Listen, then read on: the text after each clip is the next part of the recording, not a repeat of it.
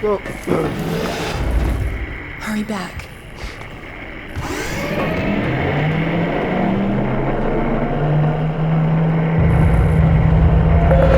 Warning.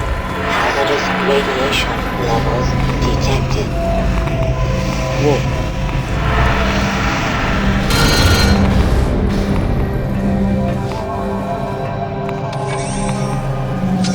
Okay, I guess this is the core of this citadel.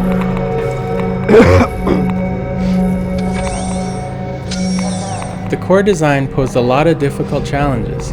Generally speaking, if the gameplay in a particular map isn't working, we can simply cut the entire area. This wasn't true of the core, because we knew it was critical to the story. On top of that, designing Citadel gameplay is often a bigger challenge than working out areas in City 17, largely because Citadel levels have a narrow set of gameplay tools. There are less enemy types available, and the player is usually only armed with the gravity gun. Because of this, we had to go through many iterations of the core design. One of the earlier prototypes was a kind of futuristic version of Operation, where players had to use the gravity gun to cleanly manipulate rods into slots in the core. That didn't work, partly because playtesters found that their view was obstructed by the rods, which made it frustratingly difficult to manipulate them with any kind of precision. We prototyped, playtested, and abandoned several other designs until we finally arrived at one that was fun, while still being challenging enough to give players the sense that they'd accomplished a significant goal.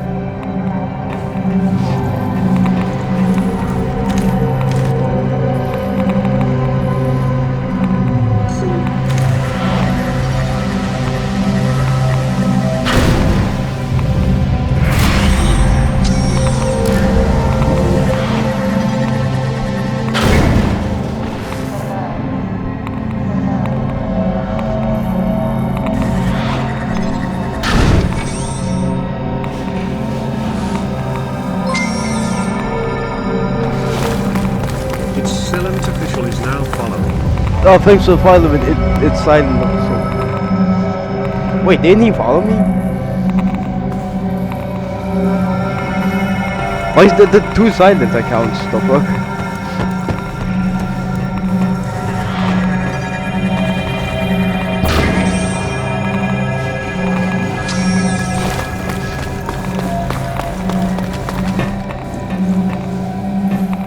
Who's this fella? Good zap.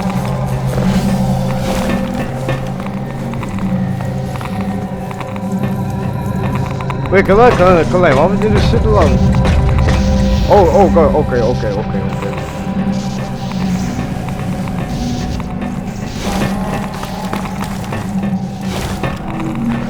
You hear, Sauce, you hear? Wait, what happens if I throw this?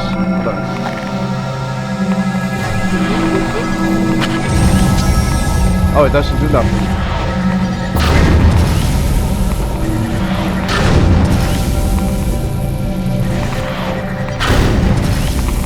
You thirsty for me?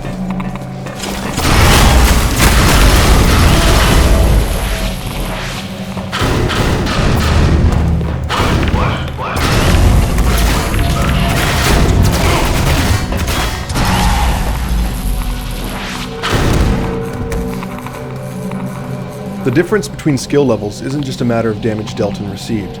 For instance, in easy mode, we increase the length of time a Combine ball survives before exploding, putting less pressure on the player to get the ball into a socket.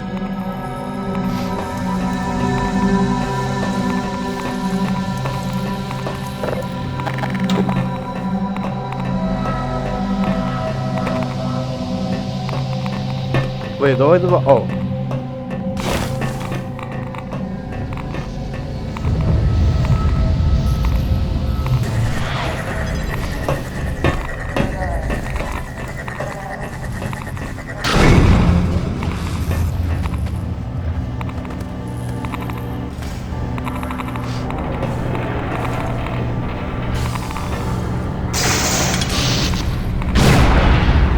Oh damn!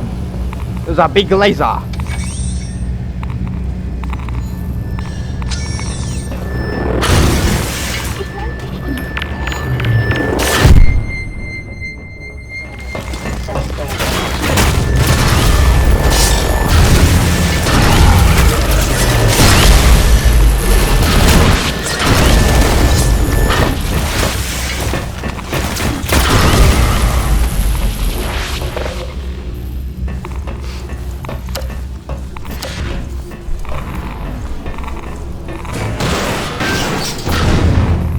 ball tubes are an example of us working within our available toolkit to create a puzzle around a recognized concept. As a physical navigation puzzle, it's different from what the player has experienced before, and it's challenging while not being a binary succeed or fail situation. There are a number of ways to approach this puzzle. In addition to simply dodging, jumping, or ducking the balls, the player can grab or deflect them with his gravity gun, or pick up the hatch and use it as a shield to block the incoming barrage.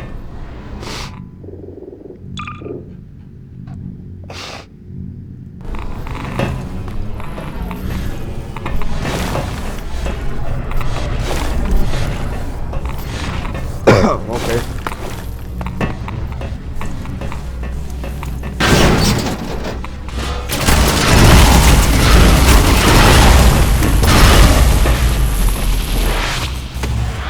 I'm gonna put you in there.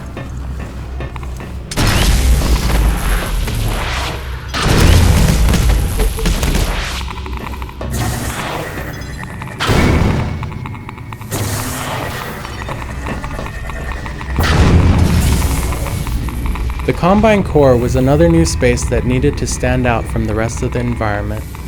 We wanted the core to look hot and dangerous, but still be distinct from the fires and the cool blues of the rest of the Citadel. The core became the primary light source in this space, and in conjunction with the white set of Combine materials, we created an extreme contrast to the normally dark values of the Citadel metals.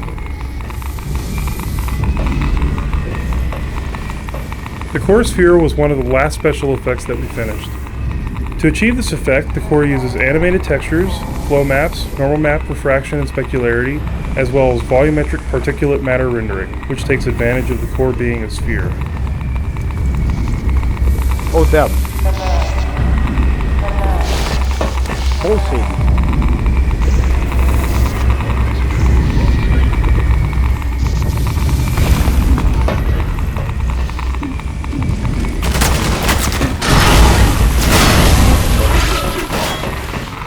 The higher contrast white Combine motif of the core sets it apart from the rest of the Citadel and heightens its importance within the visual style of Combine aesthetics. It also helps enhance the perception of heat and radiation in the space.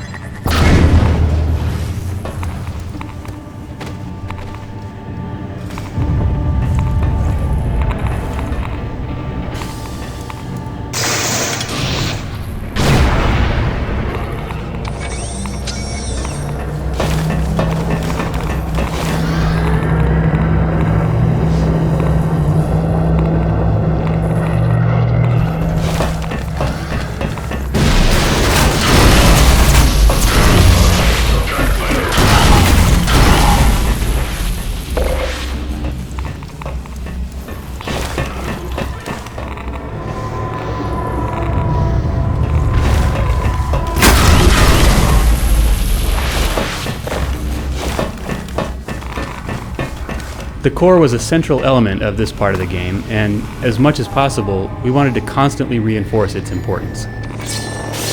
Zigzagging through the space in 3 dimensions while navigating a variety of challenges let us present a few different visual and gameplay perspectives on the same space. By letting the player see the core from a bunch of different angles, we were able to give them a real sense of its scale.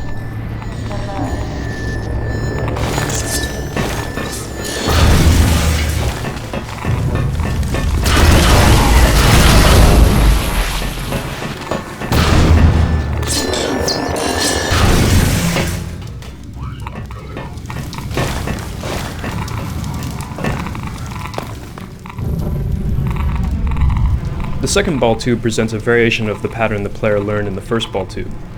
While the first tube can be crossed slowly, by crouching and maneuvering your way up, the second ratchets up the pace, requiring a quicker, more responsive approach.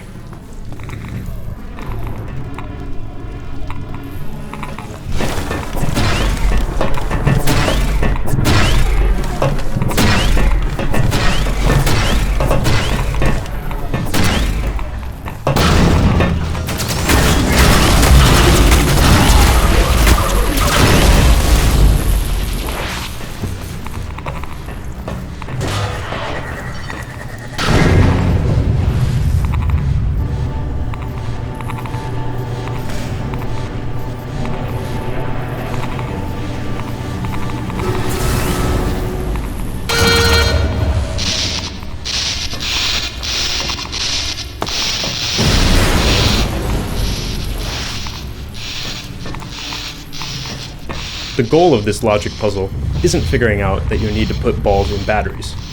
It's coming to the realization that, by filling all of them, you've denied yourself an exit, and that you have to desocket one, climb on the lift, and then resocket it. Sparks guide the player to the source of the balls, which happens to be the tube they just passed through.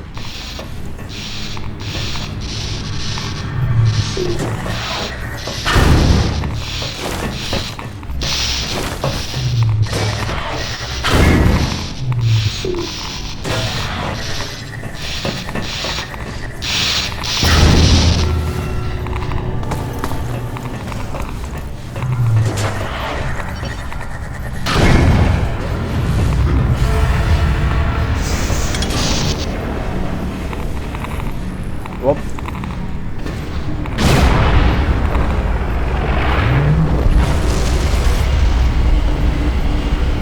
What the fuck? It decreased my suit. And my gravity comes back to normal.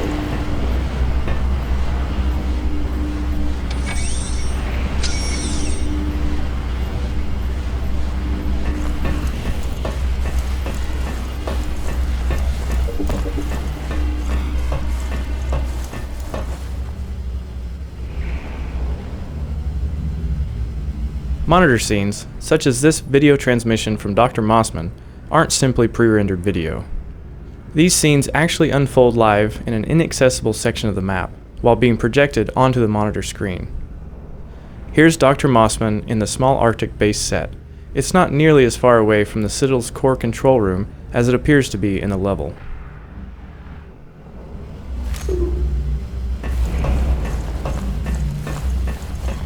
Gordon! You did it!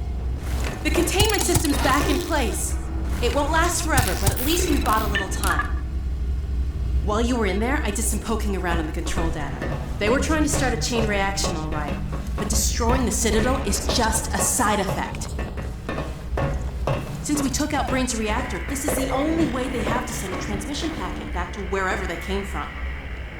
I can't tell what the packet contains, but it's important enough that they're willing to sacrifice the whole Citadel to send it off.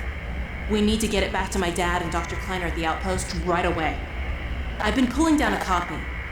Whatever it is, I have a feeling it's bad news for all of us. There's something else. It's Judith. Take a look. I'm fairly sure I've pinned down the location of the project. It's hard to say how much of it might have survived intact or whether there's anything remaining that could compromise our work if it were discovered by the Combine. We'll need to take a close look at it, of course, but I should be able to give a better opinion within a few hours. If the site is where we think it is, then it should be no more than... I'm gonna cut this short. We may have been spotted. Where the hell is she?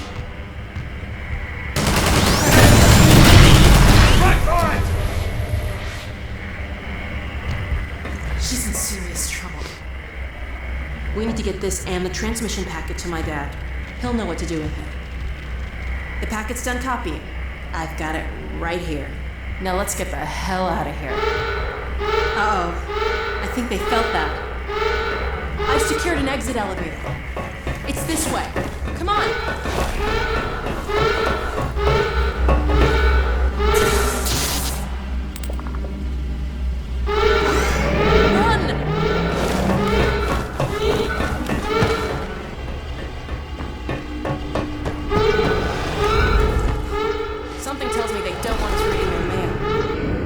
This lift will take us to a train platform.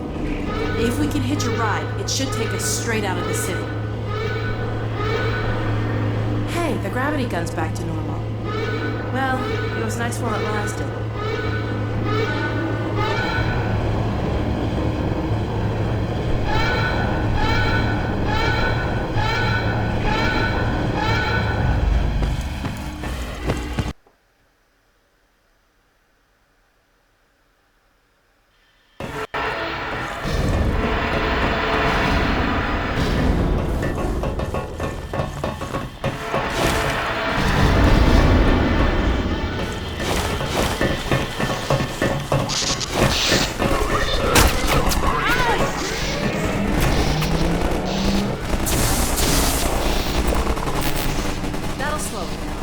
Usually, The second step of our training arcs involve a threatening training area. This is the second step in the roller mine training, and true to form, there's the threat. The indestructible roller mines endlessly attack the player in a gated space. The only way to defeat them is to have Alex convert them, which means there's no way the player can miss the point of the training. Players also like to see the AI characters fight each other, so after reminding the player about Alex's roller mine hacking talent, we let you sick them on a pack of Combine soldiers.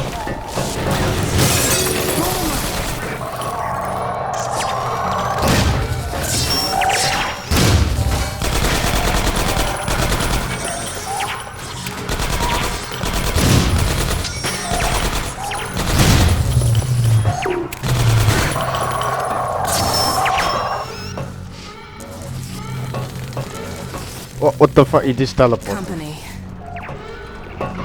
Won't be expecting this.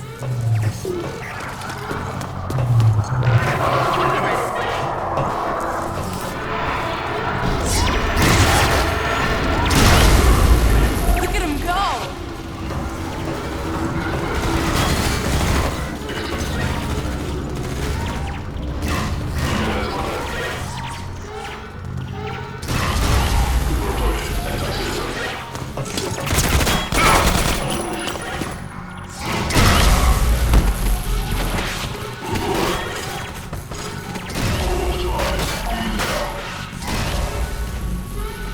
Coast is clear.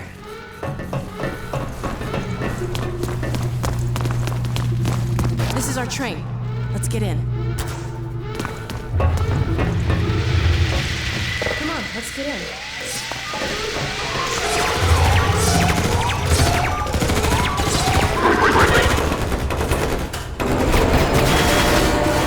Well, that was a nice clean getaway.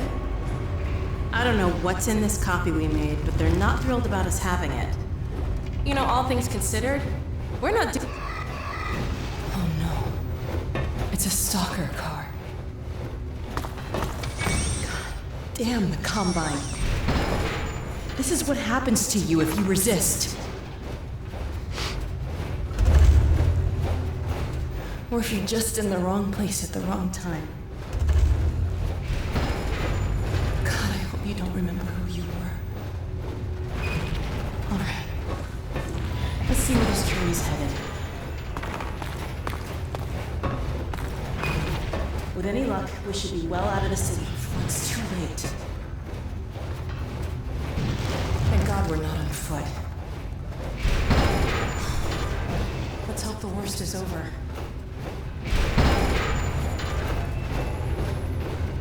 It looks like you saved our lives again. What's that?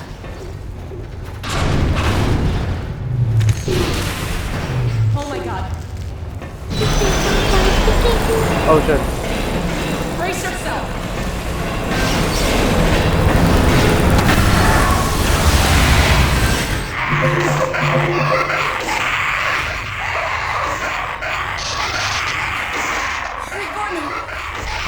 We wanted the crash train car to be very disorienting. In early tests, though, players felt that it was too confusing and too hard to navigate. That feedback prompted us to tone it down a bit. By rearranging some of the geometry, we were able to create a banged-up, tilted environment that still offered a relatively unobstructed path to Alex. Yo. It's moving. That's it. Keep pulling.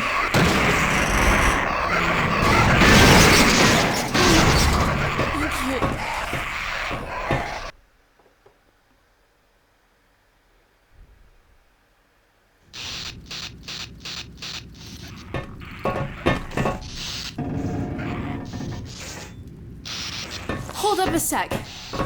I gotta catch my breath.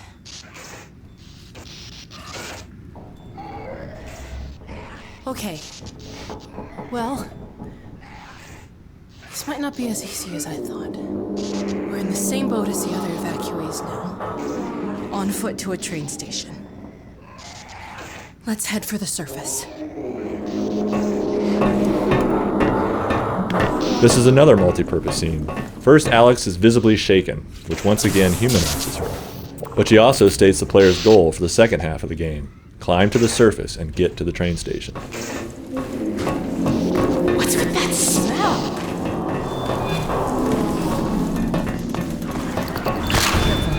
hear turrets. They've been here so long, they're out of bullets.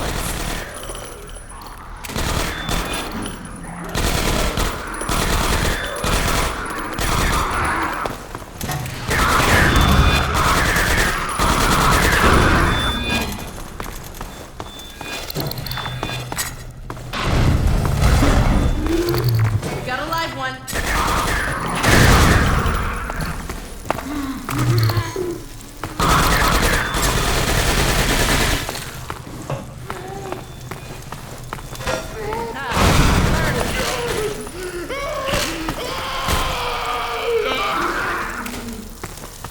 Can I get a gun? We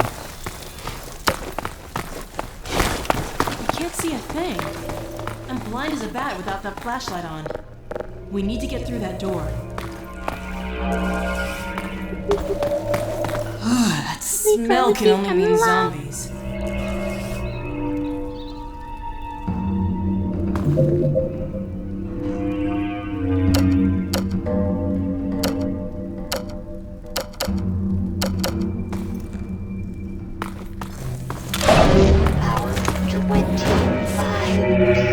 Hey, an air duct! I've heard stories about you and air ducts. Dr. Kleiner says whenever he locked himself out of his office, you and Barney used to compete to see who could get in fastest without using a key.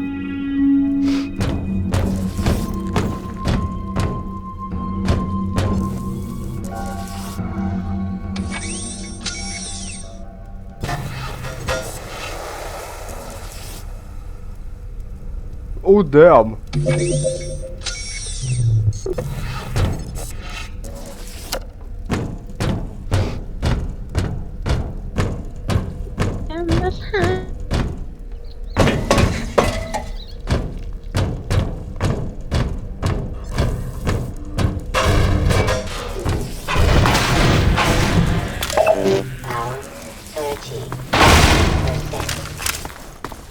Before we armed players with traditional weapons, we wanted to give them a chance to appreciate Alex's combat abilities.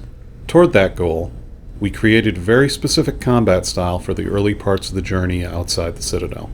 Dark, tense, surrounded by zombies, and either weaponless or starved for ammo, so that players needed to rely on the gravity gun, and more importantly, Alex.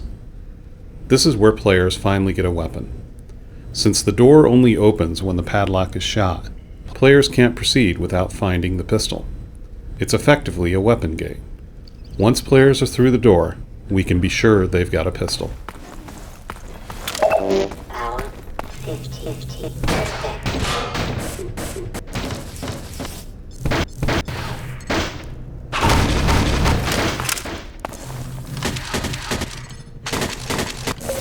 Unidentified weapon acquired.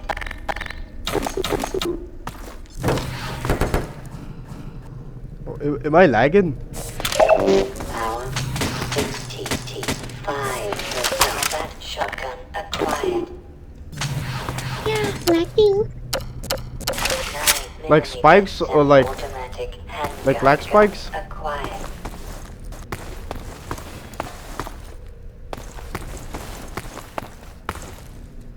Huh? Fuck, that scared me. Oh, I think it stopped. It stopped lagging. Better now? Yeah, stop lagging. Originally, the player couldn't operate the power boxes, and would have to wait for Alex to do it. We thought it'd be entertaining to watch Alex do some cool thing while you protected her. Unfortunately, that didn't work out. Playtesters were more annoyed than entertained. The other problem was that having Alex committed to a particular activity while action was still going on in the world tended to quickly expose her most robotic tendencies. She'd either ignore what was going on, or completely stop whatever activity the player was waiting for her to finish. Either way, it was unconvincing and frustrating. What we learned here was that whenever Alex commits to some action in a dynamic environment, she needs to finish it quickly and move on.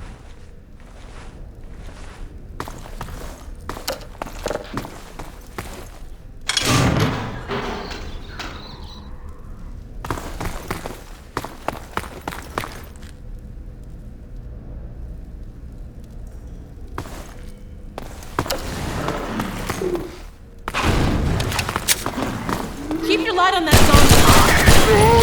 The darkness in this area has a few real gameplay benefits. It slows the player down, which most of the time keeps Alex at your side.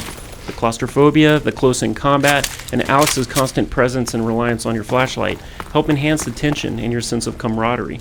In the dark, the limited flashlight battery adds an extra layer of resource management to the tactics of combat. Initially, the player wasn't going to have a weapon here. The combination of no weapon and near total darkness forced the player to use the flashlight to direct Alex's fire. We liked the idea that you could interact with Alex in a meaningful way, using elements that were already built into the interface. Unfortunately, playtesters didn't like not having a weapon, so we added weapons back in. Luckily, it turned out that, even armed, players tended to still use and enjoy the flashlight mechanic.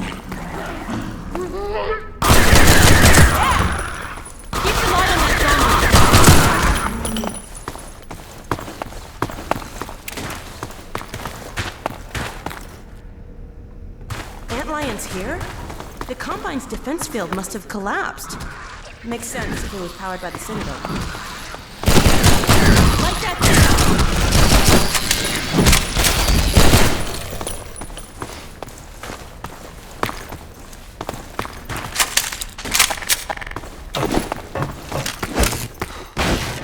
Looks like we found a troop train. You ready?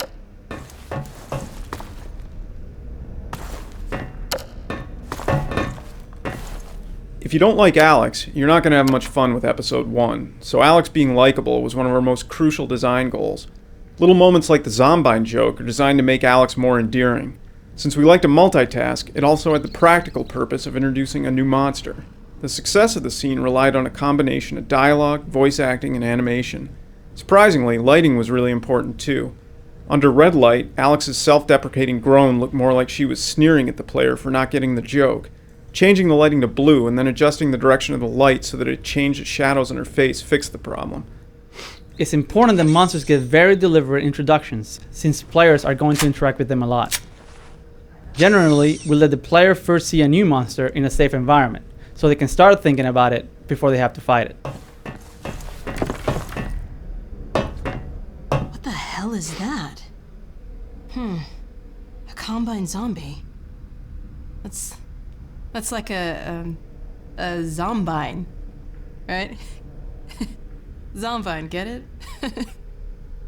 Okay.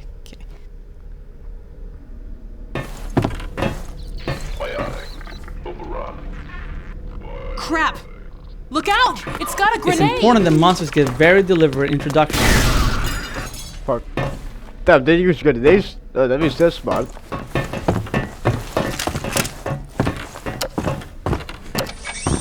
Damn! The soundtrack here was created for the introduction of a new adversary, the Combine Zombie, or Zombine.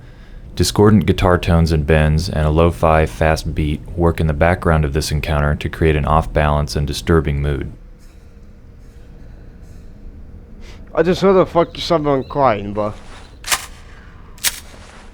Something's dying there, oh my god. We always try to exploit a feature as much as possible throughout a game. For instance, these flares. They're an exploration reward, they've got a simple, satisfying interaction with the gravity gun, and they're a good tactical alternative to the flashlight.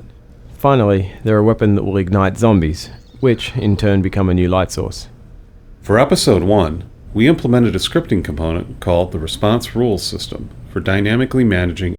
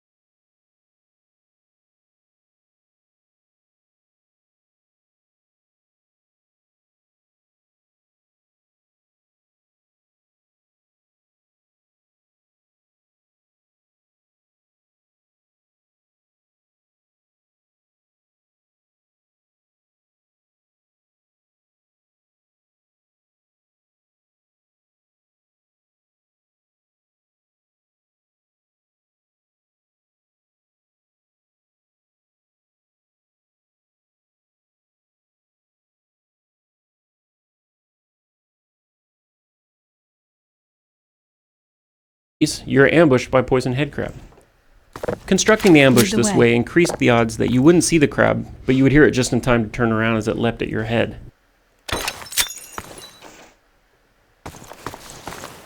The antlion hole training is unusual because it requires the player to learn a new skill in combat. This is a rare case where training occurs under duress, so Alex states the problem and helps in the fight without giving away the solution. The antlions are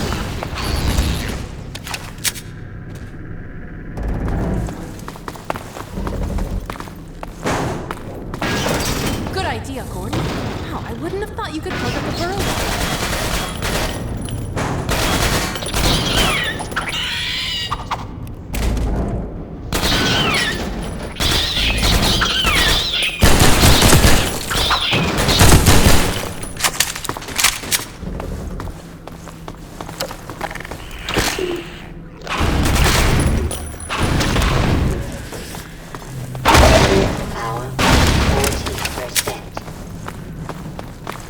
Oh damn. Keep that barnacle in your light.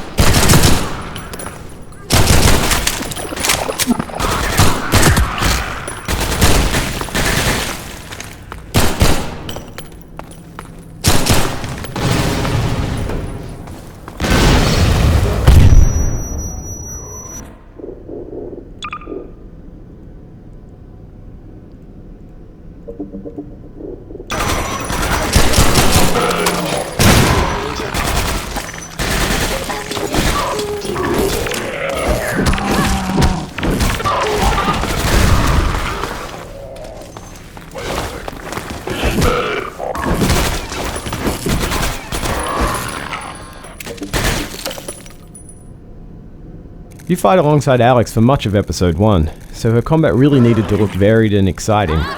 We especially wanted to get her into some kind of convincing physical contact with her enemies. We'd always wanted to do this kind of dynamic character interactions, but getting the NPCs into position for their interactions has a pretty wide-ranging set of problems. So we ended up taking an opportunistic approach for episode 1, where instead of figuring out how to maneuver characters into proximity, the system monitors their positions and fires the appropriate animations whenever it notices that they're correctly aligned. Given how well these interactions worked out between Alex and zombies, headcrabs and antlions, we're really looking forward to extending this kind of behavior to all of our NPCs.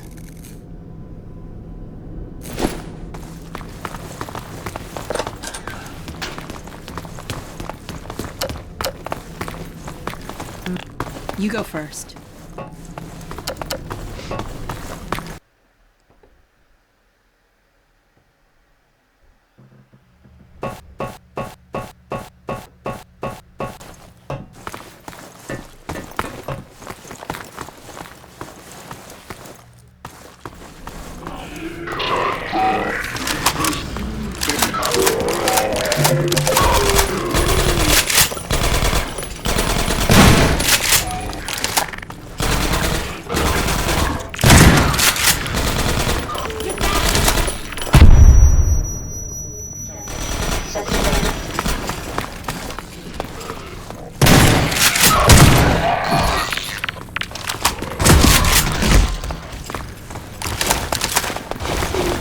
This 3-level parking garage is where the antlion burrow training pays off.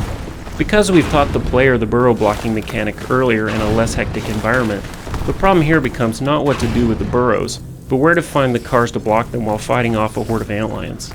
The burrows themselves went through several iterations. At first, playtesters had a hard time seeing them, and once they'd push the car onto one, they often weren't sure if the hole was actually sealed. We eventually solved both of these problems by adding a particle effect to the burrows. This effect makes them recognizable even at a distance, and its absence is a clear indication that the burrow is blocked.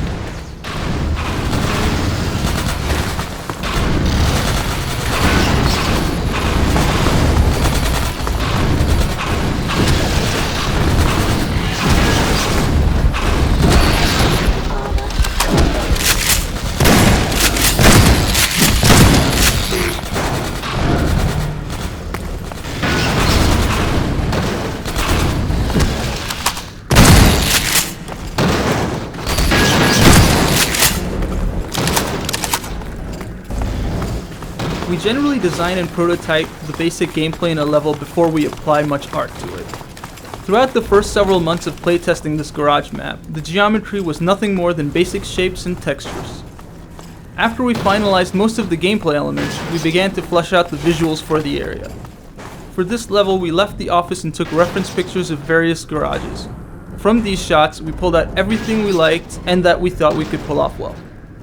We combined these visual highlights into what we call a style guide map, which is a standalone map with no gameplay that we use strictly as visual reference.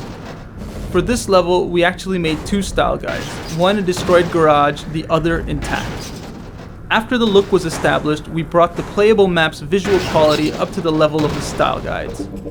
Often a map's geometry needs to be changed as the art goes in because areas that worked in the abstract version no longer make sense in a map that now looks like a real place. For instance, the side rooms where two of the cars are hidden were moved several times in order to make them feel more naturally part of the parking garage.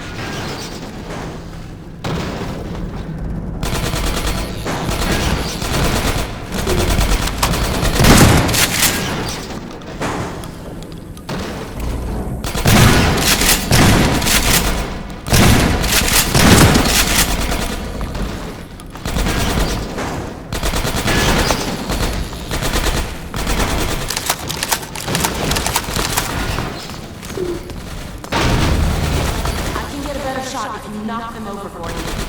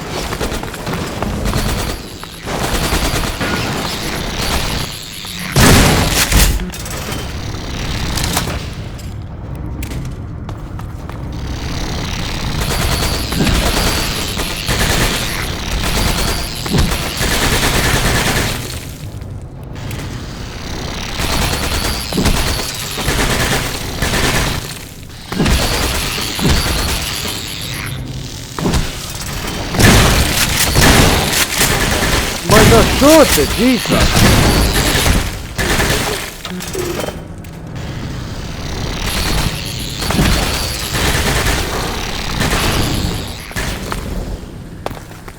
Oh my god.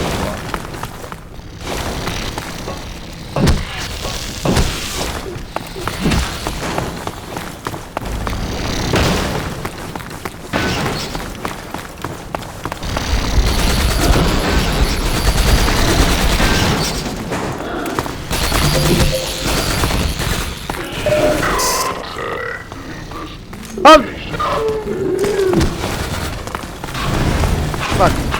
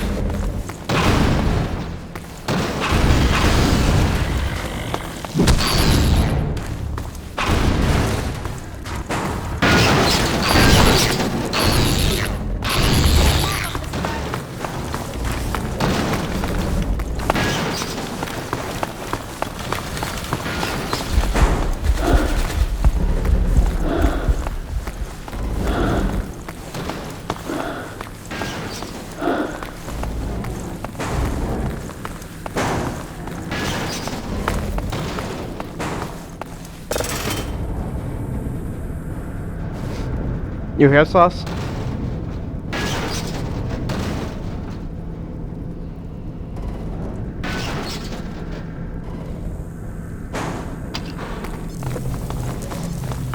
That's better. I can hear myself think.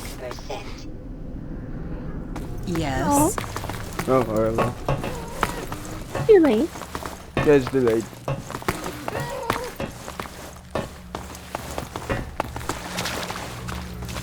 Ugh. You're lucky you've got that hazard suit. This water's nasty. You got room for 2 in there?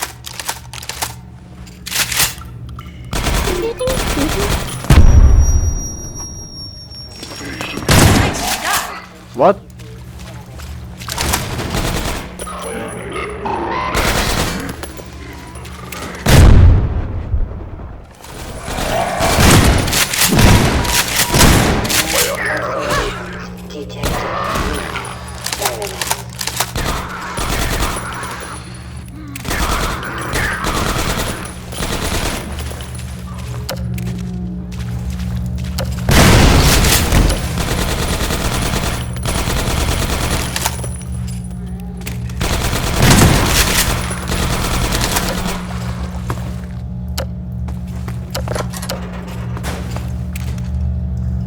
Please let there be a way to the surface.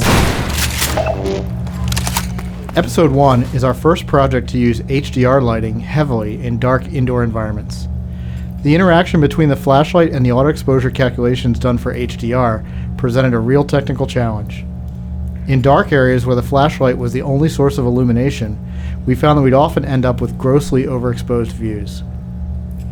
We ended up compensating for this by using a different set of exposure parameters when the flashlight was turned on. In particular, we drastically shrunk the region of the screen examined for exposure calculations, which permitted us to concentrate only on the much smaller area lit by the flashlight.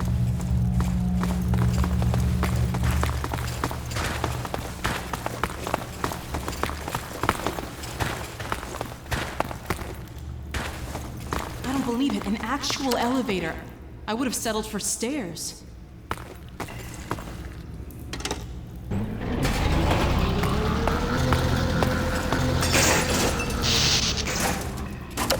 You've got to be kidding. I've worked with electricity a time or two, and I'm pretty sure the sparking wire must be connected to a power supply.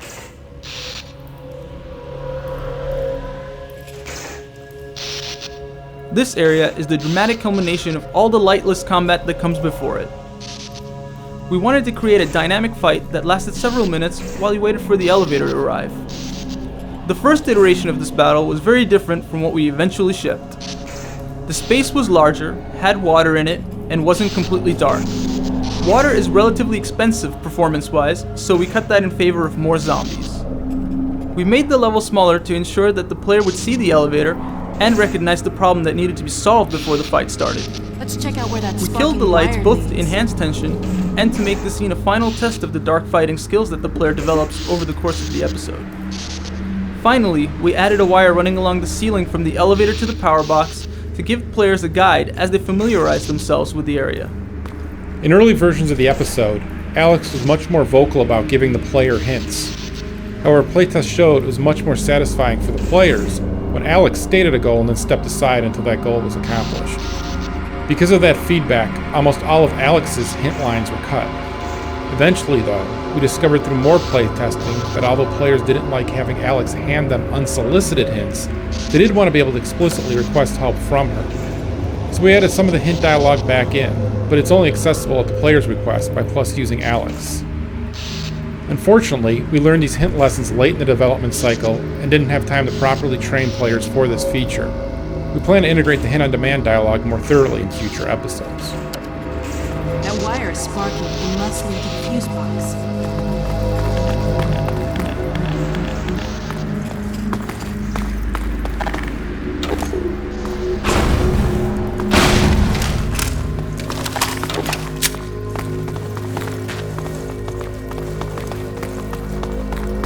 Our art and gameplay standards encourage players to build a visual dictionary that defines how they expect things to work in the Half-Life world. For instance, even though the door to the power box room is metal, and would probably have a metal crossbar holding it shut, we barred it with a wooden plank. Because we've been consistent throughout the game, the player should recognize that a wooden plank can be both broken and manipulated with a gravity gun. properties that wouldn't be immediately apparent about a metal bar.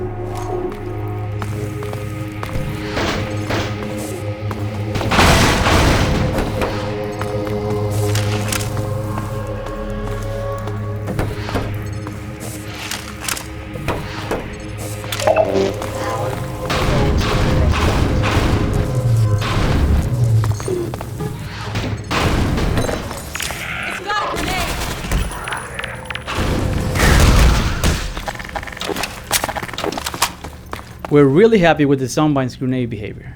It adds sudden danger spikes to the zombie horde, which force players to quickly reprioritize the targets. And since the player can grab a grenade out of the Zombine's end with a gravity gun, these danger spikes can be converted into offensive opportunities. This kind of turnaround skill shot creates some dynamic, satisfying hero moments for the player. Originally, we didn't allow the player to snatch Zombine grenades because we felt it broke the fiction of the gravity gun. If players could grab a Zombine's grenade, why couldn't they grab the Combine soldiers' guns? After playtesting the grenade steal though, fun won out over consistency.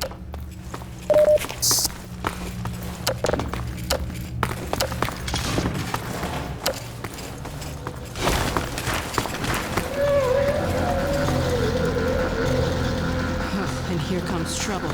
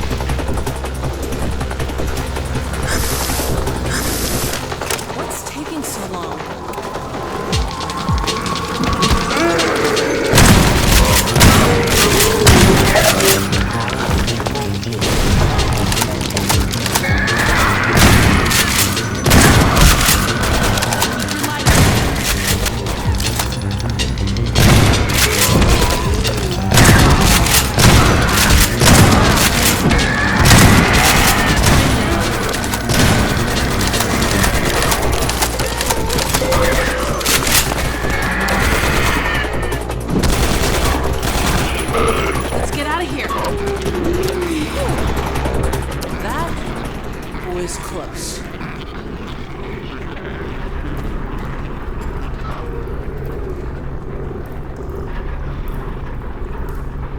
Oh my god. I hope it's still light out.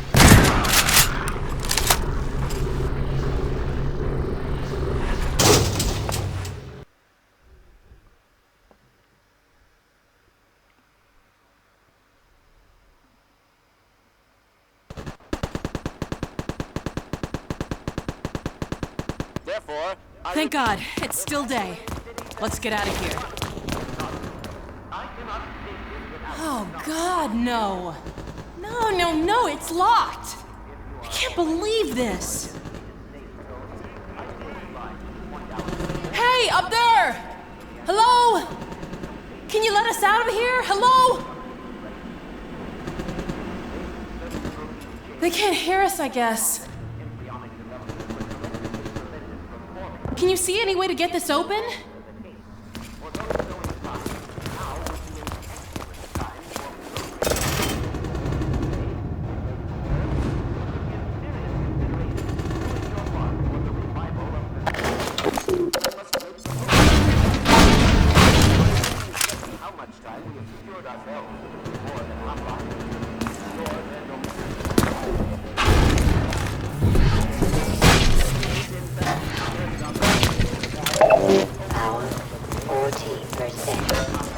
That's it. See if the crank still works. Come on, Gordon, crank that thing. Great. Okay, Let's get to the train yard before the Citadel blows.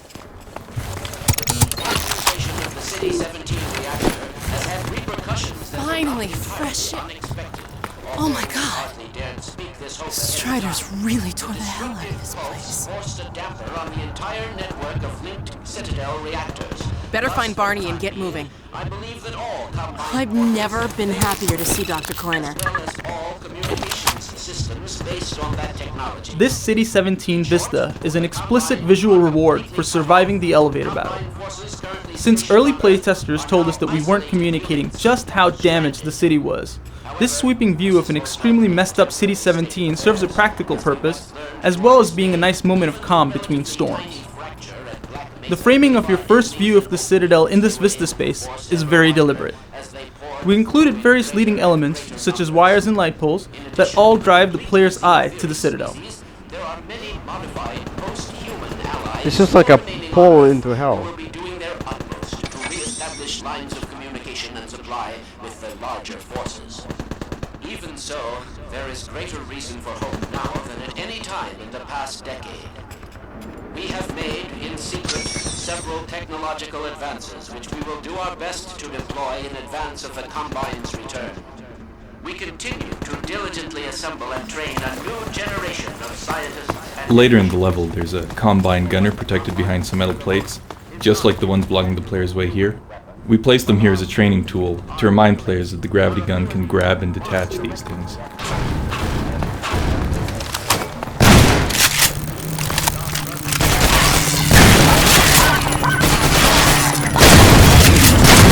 We're looking for something. Probably us. Power 55%. Power 70%.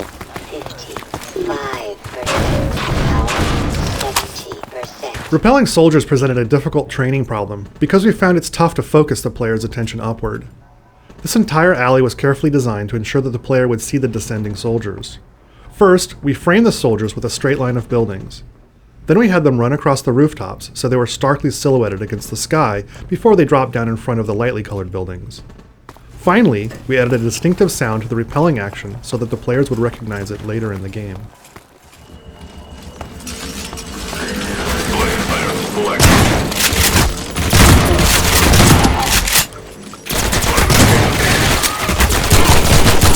Good shooting! I was hoping we'd get a bit farther before they noticed us again. Automatic weapon with grenade launcher acquired.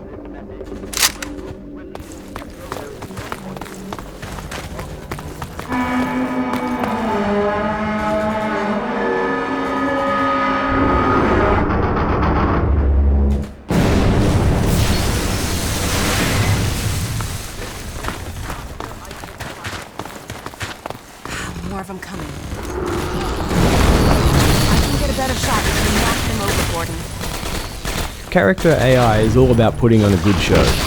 As we neared the end of production, we were still unhappy with the way that Alex handled herself in combat. The most common thing she did was run backwards while shooting at the enemies. It was fairly realistic, but kind of boring. So we added crouching and aiming at the last minute, and though it didn't really change her combat effectiveness in any functional way, it made her a whole lot more fun to watch. And this is a really good example of how these relatively minor presentation and behavior changes can often have a really major impact on entertainment value.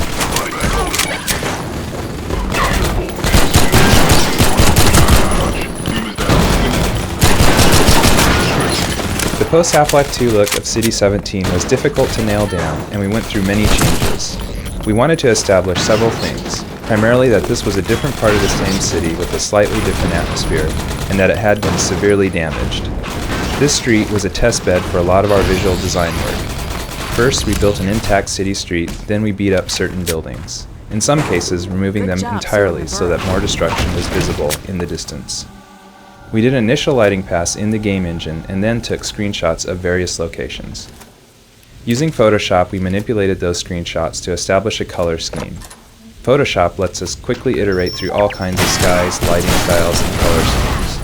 The environmental lighting colors that we ended up with were based on some photo references of the sun filtering through smoke from a forest fire.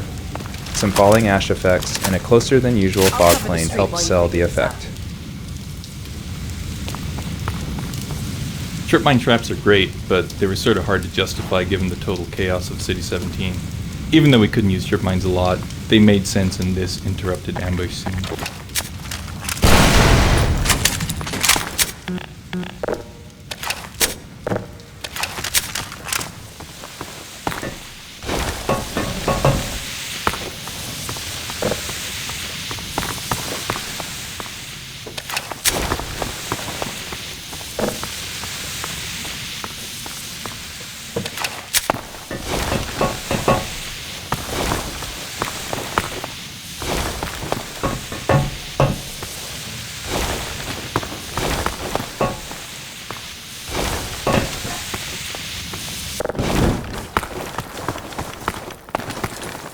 Nicely done.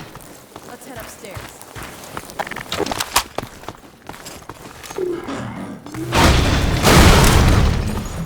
This explosion permanently seals the cafe door, which has a few benefits. From a design perspective, we found that when we limit the amount of backtracking players can do, it gives them confidence to venture forward. And from a practical standpoint, we can clean up the now unreachable entities, giving us a big reduction in overhead. It also helps to minimize potential bugs and exploits.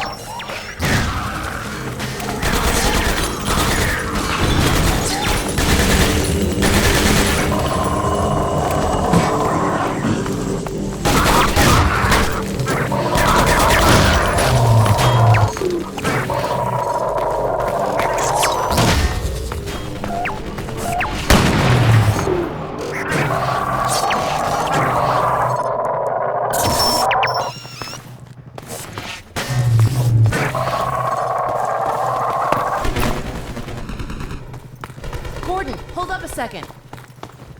We can't get through here while that sniper's covering the street. Originally, the player didn't get any weapons until the end of this map, so roller mines were the only way to kill the soldiers. As we added more content to previous levels, it became impractical for players to be without a gun for so long. As a result, players get weapons much earlier now.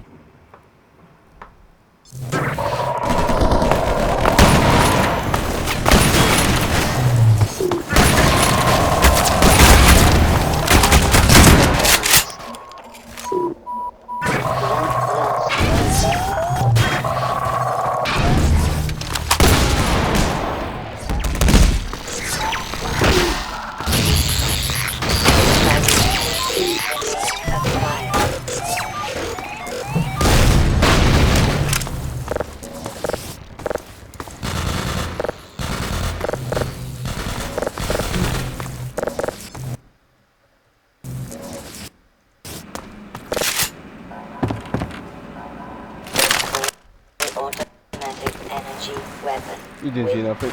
Nice toss, Gordon. That sniper almost took my head off. Let me climb up and take a look at what we're walking into.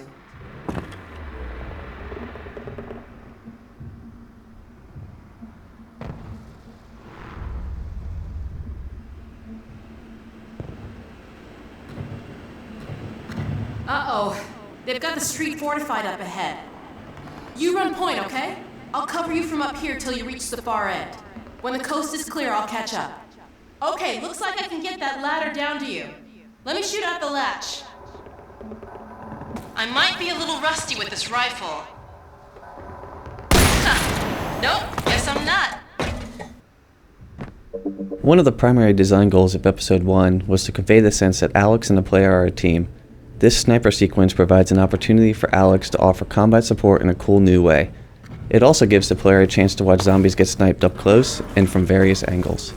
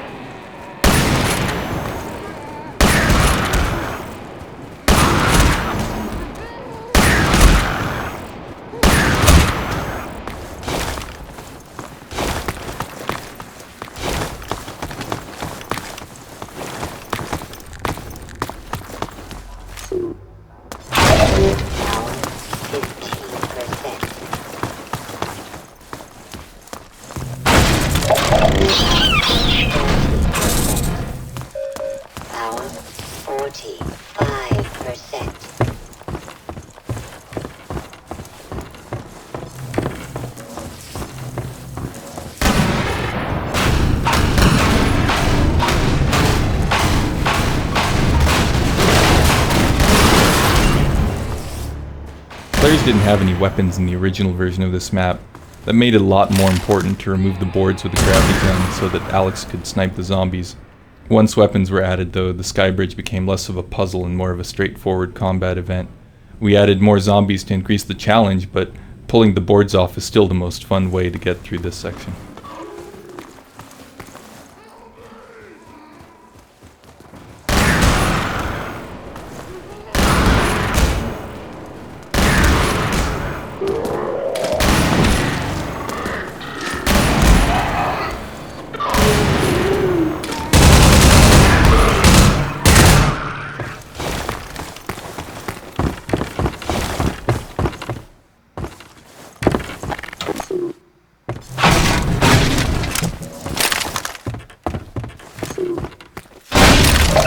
Power 55. Power 55%.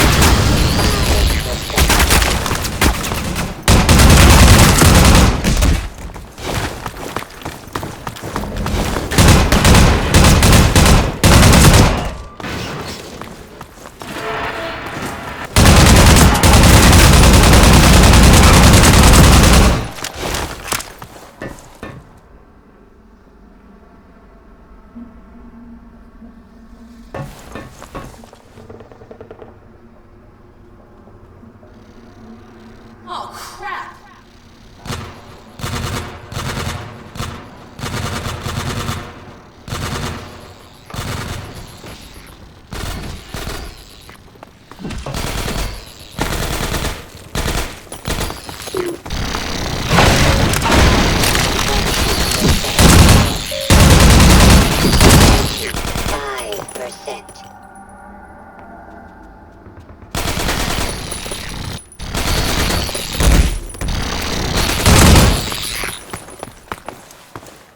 There's no telling how much time we have left. It can't be that much farther to the train station. Phew. Glad that's over. Oh shit. Oh god. Looks like the reactor's back on track for a meltdown. That transmission's going out after all. Oh! I'd like to find another way around these buildings, but we really don't have time. Okay, let's get in. Come on.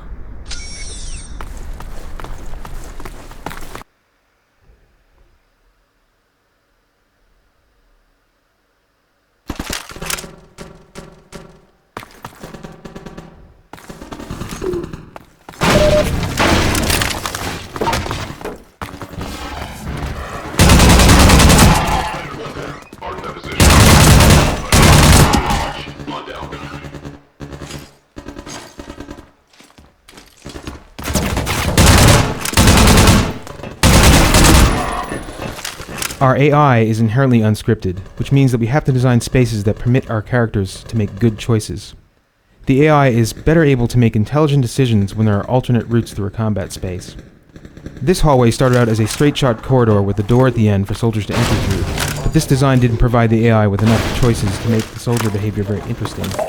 Adding an additional space on the side allowed them to find cover and flank the player, both of which dramatically improved the entertainment value of this encounter.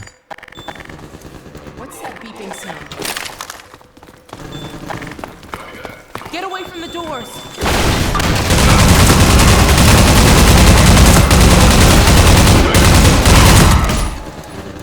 The first prototype of Episode 1's door blast effect was here in the Combine Garrison.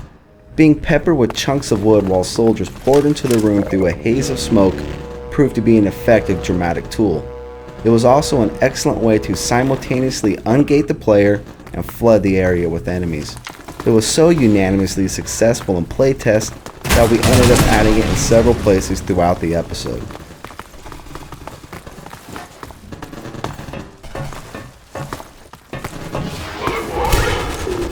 At this point in the action, we really felt that we needed a combat crescendo. Antline guards make great boss challenges, and we decided to add some Combine forces to the mix because watching AI characters fight each other is always entertaining.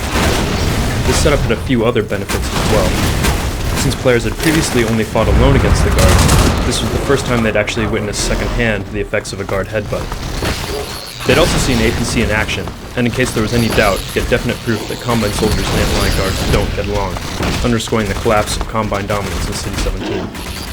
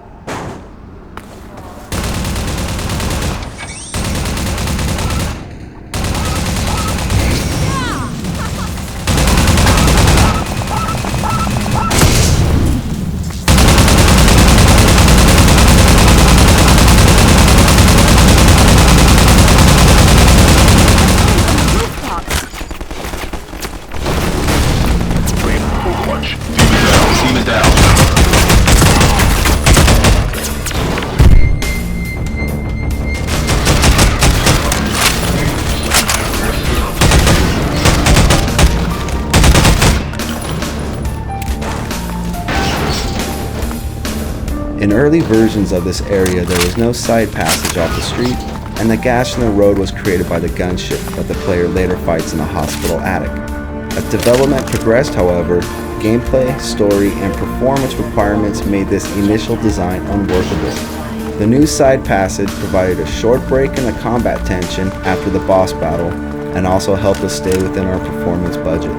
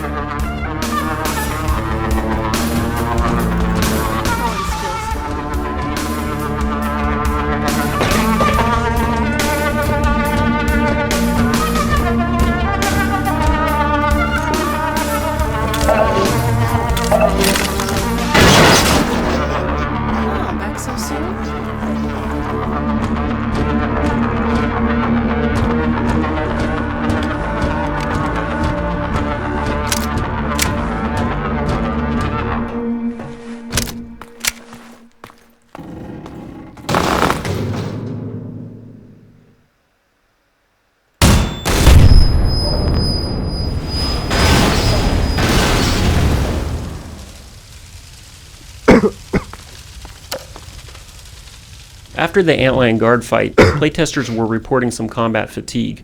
We decided to include an environmental puzzle here to break up the pacing before the subsequent street battle. We originally worried that a densely packed room full of hopper mines, trip mines, and explosive barrels was a little too implausible, but playtesters loved the sudden reveal of the room and then enjoyed navigating it, so this ended up being another case where we accepted a trade-off between fun and maintaining a strictly consistent fiction. At one point, this was the site of a physically simulated elevator puzzle. It was kind of neat, but it caused a lot of problems in playtests. Even though the puzzle mostly obeyed the laws of physics, it wasn't all in line with the way we had trained players to expect elevators to work in our world. We considered adding some earlier training to support it, but quickly abandoned the idea in favor of a redesign that was more immediately understandable while still being fun.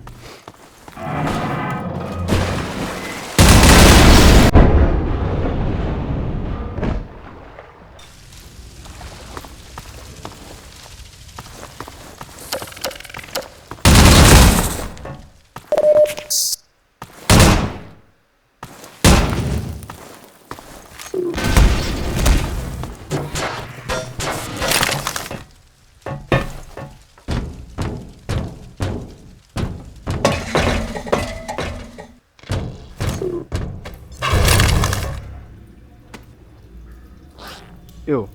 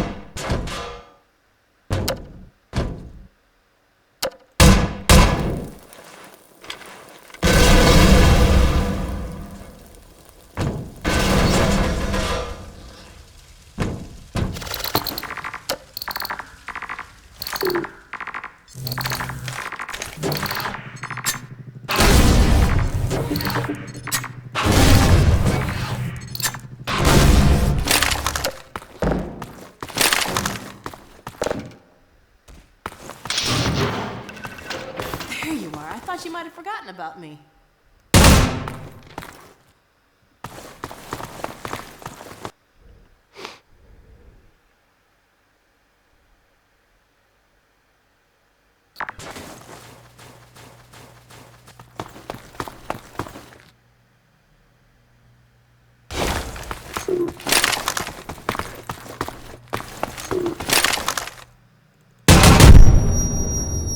Damage sustained.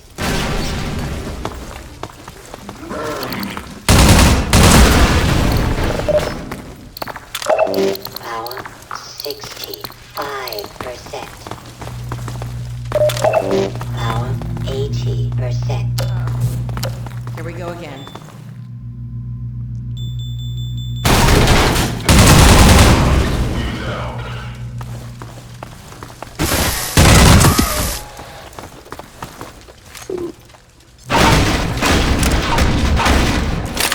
Velocity crossbow acquired.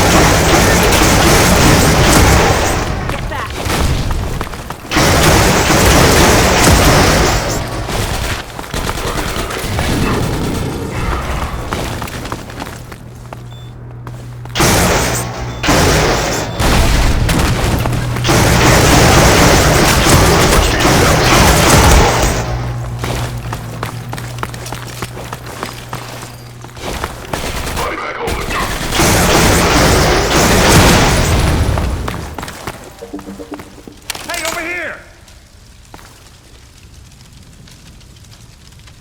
What are you still doing here? Everyone should clear out of the city. The Combine's not making it easy. We're trying to get enough people together to force our way through to the train station. People are meeting up in a safe house nearby. Can you take us there? You bet. Let's go. This way.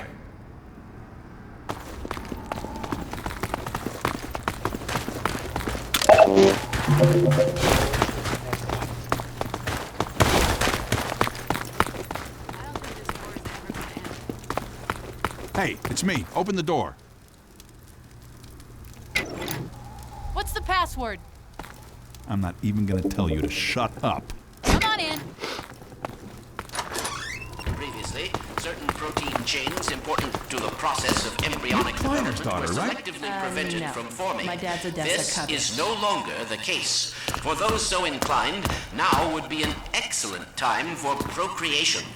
Which is to say, in layman's terms, Is you Dr. should give Kleiner serious really consideration telling to everyone doing to your part for the revival of the get busy? species. We must make the most of the time we have, as it is by... You're right. We don't have time to watch TV. To think, all I used to want to do is sell insurance. Let me get out of your way.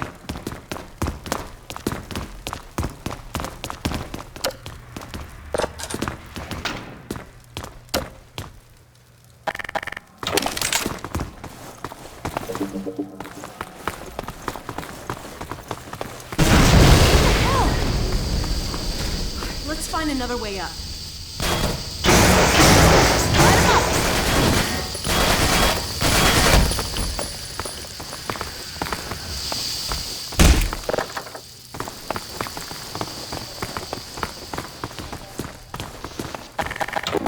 I wouldn't recommend using the stairs right now.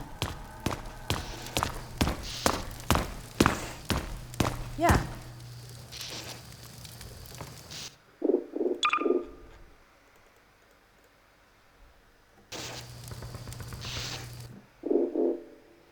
Okay, that's it for this stream. See y'all later next time. Bye bye.